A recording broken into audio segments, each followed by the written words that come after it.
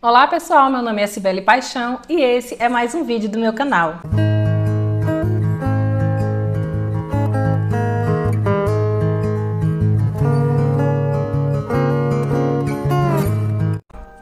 Bom pessoal, no vídeo de hoje, como vocês viram aí na capa, né, eu vim contar para vocês um pouquinho em relação aí à experiência, né, que o meu marido teve durante o censo demográfico.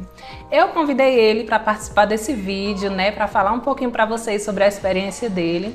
Porém, ele é muito tímido e preferiu não participar, mas me deu autorização para contar um pouquinho da história dele, né, sobre o que aconteceu durante o censo, por qual foi o motivo, né, que ele preferiu desistir do censo demográfico. Então vamos lá. Bom, pessoal, nós começamos a estudar para o concurso do IBGE juntos, né? Eu e o meu marido. Inclusive, a criação desse canal foi bem por conta dele, né? Quem acompanha os vídeos mais antigos sabe que quando nós começamos a estudar, como ele estava ali trabalhando, né? Ele não tinha tempo de estudar para o censo e então ele deu a ideia de eu gravar os vídeos e colocar no YouTube para que ele pudesse acompanhar de onde ele estivesse. E assim nós fizemos, né? Como muitas pessoas aí, nós criamos uma grande expectativa em relação ao censo demográfico. Nós estudamos muito, nos dedicamos muito e nós conseguimos, né? Passar nesse concurso. Nós ficamos muito felizes, criamos muitas expectativas, fizemos muitos planos e começamos a trabalhar. Eu comecei a trabalhar em junho, né? Comecei a trabalhar ali como supervisora e ele depois entrou dia 1º de agosto junto com os outros recenseadores. Aqui na minha cidade nós começamos dia 1º de agosto certinho, né? Eu digo isso porque eu sei que em outras cidades, em algumas cidades aí, tiveram recenseadores que começaram bem depois. Mas então nós começamos a trabalhar e para começar, pessoal, ele pegou um setor muito complicado. O setor que ele pegou era um setor de aglomerado subnormal, né? Não chegava a ser uma favela, mas era como uma invasão, né? Uma parte do setor era mais organizado, né? O bairro mais organizado, e mais lá para o final do setor era invasão mesmo. Então era um setor até bem perigoso. Mas tudo bem, né? Fazer o quê? Ele começou ali a trabalhar no setor dele, a princípio muito empolgado, então nos primeiros dias ele começou ali com todo o gás, né, com muita empolgação, trabalhando. Inclusive, pessoal, a maior parte do setor dele, 70% do setor, ele fez já nos primeiros dias, né? Então ele realmente estava muito empolgado, ele tinha planos de trabalhar até o final do censo, de se dedicar mesmo, né, para a gente conseguir tirar aí um dinheirinho bom, né? Mas aí o que aconteceu? Quando ele estava aí com o setor já bem adiantado, ele percebeu em um determinado momento que os moradores estavam muito resistentes, né, sem querer abrir a porta para ele. Percebeu até assim uma certa desconfiança das pessoas, muita ignorância, né? O que vários recenseadores pelo Brasil têm passado, porém a gente sabia que tinha alguma coisa que não estava normal, que não estava bem. Então, em um certo dia, isso foi até um dia de domingo, né, que ele foi trabalhar no domingo, tinha uma senhora que tinha um supermercado ali dentro do setor e ela chamou ele e falou para ele assim: olha, você não deve ficar aqui, você deveria ir para casa porque esse setor aqui, esse bairro, ela falou, né, esse bairro aqui está muito perigoso para você trabalhar aqui. Então, pessoal, o que foi que aconteceu? Aquela senhora contou para o meu marido que haviam tirado, né, uma foto do crachá dele e teriam colocado no grupo de WhatsApp do bairro. E nesse grupo de WhatsApp, as pessoas começaram a dizer que o recenseador do IBGE, responsável por aquele bairro, estava batendo nas portas. E quando as mulheres abriam as portas, ele entrava e roubava tudo que tinha ali dentro da casa das pessoas. Ele ameaçava, ele roubava. E nós ficamos super assustados, né? Na hora, ele falou que ficou muito assustado, ficou sem reação. Ele lembrou também que algumas pessoas, durante o trabalho dele ali no setor censitário, pediram para tirar a foto do crachá, né? E ele, sem maldade nenhuma, permitiu que as pessoas tirassem a foto do crachá. Até porque, pessoal, no nosso crachá tem o QR Code, né, que as pessoas podem acessar pelo QR Code para saber que realmente você é um funcionário do IBGE, tudo certinho. Então ele não viu problema nenhum em permitir que as pessoas tirassem a foto do crachá dele. Mas o que essa senhora falou para ele, né, ali naquele dia que ele tinha ido trabalhar, é que essa foto estava rolando nos grupos do bairro com essa informação, né? Que o recenseador do bairro seria uma pessoa de má índole, de má caráter, que estava ali aproveitando de ser um recenseador, né? De ser um funcionário do IBGE para roubar as casas. Então ele ficou muito assustado, ele veio para casa. Quando ele chegou em casa, que ele me contou, nós ficamos com muito medo de repente acontecer alguma coisa com ele, né? Porque no mundo de hoje a gente não conhece do que as pessoas são capazes. E as pessoas, geralmente, elas não vão atrás de confirmar se aquela informação é verdadeira ou falsa. As pessoas acreditam em qualquer coisa e a qualquer momento poderia ali até de repente abrir a porta uma pessoa armada e fazer alguma coisa contra ele. Bem, nós ficamos muito assustados e entramos em contato ali com a supervisora dele, né, e com o nosso coordenador de área para contar o que havia acontecido. A princípio, nos foi orientado, né, a pedir, entrar em contato com essa senhora e pedir para que ela encaminhasse para a gente a foto, né, essa foto que estava rolando aí no grupo, se realmente seria a foto do meu marido. Então, ele voltou lá no setor, né, conversou com ela, entregou o número dele para ela e pediu que ela mandasse para a gente a foto, né, que estava rolando no grupo. Então, pessoal, quando ela mandou a foto, não era a foto do meu marido.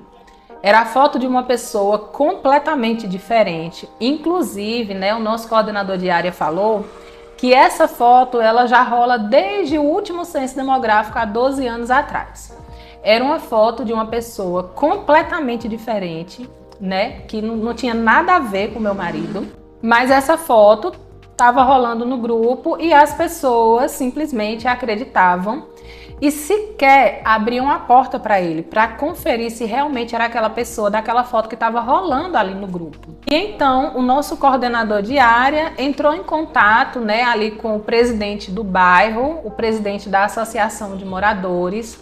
Nós encaminhamos uma foto do meu marido, né, para que eles colocassem ali no grupo do WhatsApp do bairro, para que pudesse divulgar uma informação verdadeira. Só que, como dizem, o que é falso corre mais rápido do que o que é verdadeiro. E o que aconteceu foi exatamente isso. Após esse ocorrido, né, essa confusão aí, essa fake news que aconteceu ali dentro do setor do meu marido, as pessoas simplesmente ficaram resistentes e simplesmente não abriam mais a porta. Então ele chegava, ele batia nas portas, às vezes ele chegava, era interessante. As pessoas estavam conversando dentro de casa, às vezes estavam até com o som ligado. E quando ele batia na porta, as pessoas ficavam em silêncio, ele ouvia os passos das pessoas dentro de casa, porém ninguém abria a porta mais para ele. E o que aconteceu foi que aquilo ali travou completamente o desenvolvimento do setor dele, que até então estava indo muito bem, né? Ele estava indo num ritmo muito bom. E aí depois desse acontecimento, né, dessa notícia falsa aí rolando nos grupos, ele ficou preso naquele setor. Então o que acontece? Já fazia praticamente 1 mês e meio, né, que ele estava ali trabalhando no setor dele e ele não conseguia fechar o setor, não conseguia de modo algum. Ele conseguiu ficar com 15%, né, de ausências, que foram as casas que ele retornou as 4 vezes, porém as pessoas não abriam a porta e ele não conseguia fechar. Então ele foi lá no posto de coleta, conversou ali com a CCS, né, responsável pelo posto de coleta dele, mas eles foram irredutíveis. Eles não aceitaram, olha, você tem que terminar de qualquer forma. E o pior, pessoal, é que esses 15% que ficaram aí referentes ao setor dele eram exatamente as pessoas mais ignorantes, as pessoas mais resistentes, Essas pessoas, sabe, que humilham mesmo, que pisam em cima mesmo, que percebem ali que o recenseador, ele precisa daquilo ali, que o trabalho dele é aquilo, que o desenvolvimento do trabalho dele depende da resposta daquelas pessoas.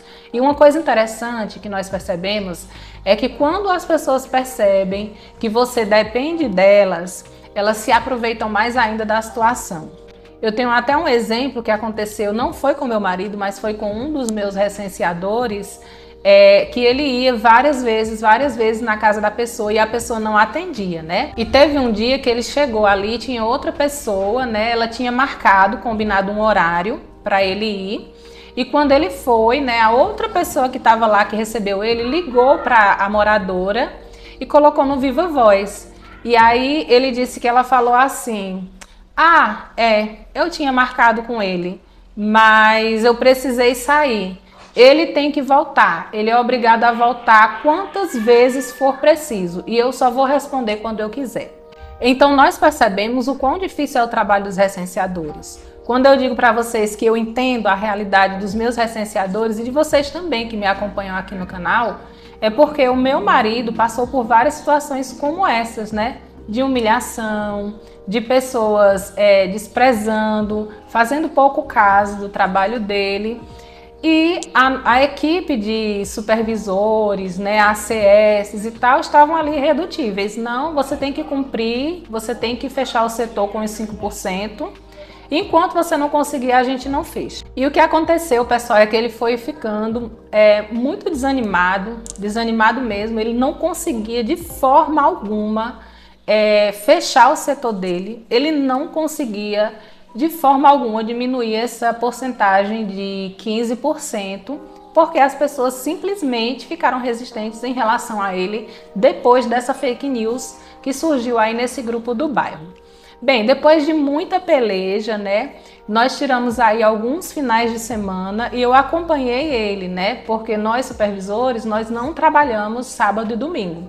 Então eu acompanhei ele em alguns finais de semana e quando as pessoas ouviam uma voz diferente, não sei, talvez por ser uma voz de mulher, as pessoas abriam a porta para responder. Mas aí depois de muitos finais de semana trabalhando, tentando, fazendo assim o máximo, tirando leite de pedra, ele finalmente conseguiu fechar o setor censitário dele. Após fechar o setor censitário, nós conversamos, né, sobre qual seria a decisão dele, se ele ia continuar trabalhando no IBGE ou não, se ele iria pegar outro setor censitário ou não. Até que hoje, né, quando ele foi ao posto de coleta, e ali ele percebeu que a grande maioria dos setores eram semelhantes ao setor que ele trabalhou, né, que eram de aglomerado subnormal, muito distante da nossa casa, sendo que, além de tudo isso, de todos esses problemas, o valor que ele estava recebendo ali para o auxílio locomoção dele não cobria nem 50% do que ele estava gastando para ir no setor. Então, para vocês terem ideia, para ele reverter esses 15% de ausência, todas as vezes que ele voltou no setor, gente, ele gastou muito mais do que R$100 de gasolina, né? Colocando gasolina na moto, porque o setor é muito distante. Então, ele gastou muito mais que R$100 para reverter ali 15 ausências que, se você for fazer as contas, não valem a pena, porque não, se somar, né, o valor dessas 15 entrevistas, não daria nem os R$100 que ele gastou ali com gasolina para voltar nos setores e fechar o setor censitário. Então ele percebeu que realmente não valeria a pena, por os setores serem muito distantes de onde nós moramos, né? Por não haver nenhum setor perto da nossa casa, não haver ali um auxílio locomoção que pudesse suprir aí a necessidade, né? Ele teria que ir mais de uma vez no setor. Então o IBGE, ele conta, por exemplo, que o recenseador, ele gasta uma passagem para ir e uma passagem para voltar. Sendo que, se fosse dessa forma, o recenseador precisaria sair de manhã e voltar à noite e, além de tudo, ainda colocar aí o que ele gastasse com a alimentação do seu próprio bolso.